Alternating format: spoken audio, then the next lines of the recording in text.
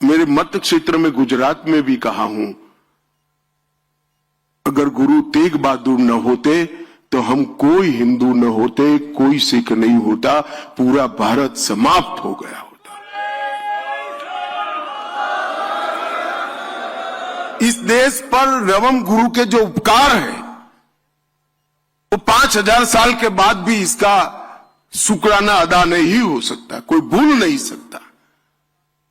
जब कश्मीर के पंडित उनके पास गए और कहा हमारा जबरन धर्म परिवर्तन हो रहा है, हमें बचाइए, आप ही बचा सकते हैं, तब उन्होंने उनके मुख से एक वाक्य निकला कि ये जुल्म तभी रुकेगा धरती कोई महान आत्मा का बलिदान मांगती है।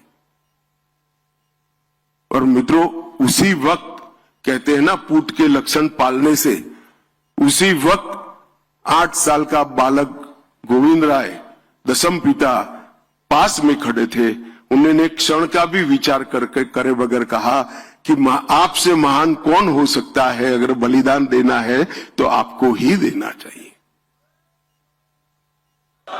एक 8 साल का बच्चा अपने पिता को कहता है कि आप तो बड़े महान हो, अगर बलिदान देना है तो आपको देना चाहिए, रोक के धर्म परिवर्तन को।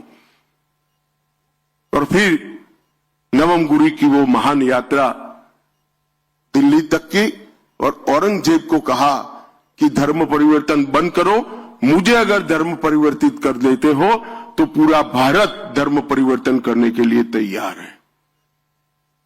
और जो यातनाओं का वर्णन है मैं तो यहां बोल भी नहीं सकता।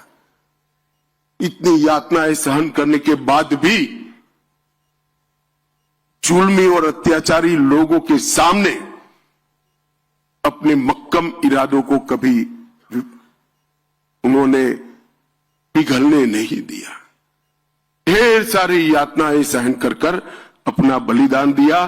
दिल्ली का शीशगंज गुरुद्वारा आज भी और सैकड़ों साल बाद भी सभी देशभक्तों के लिए सबसे बड़ा तीर्थ स्थान बना हुआ पड़ा है।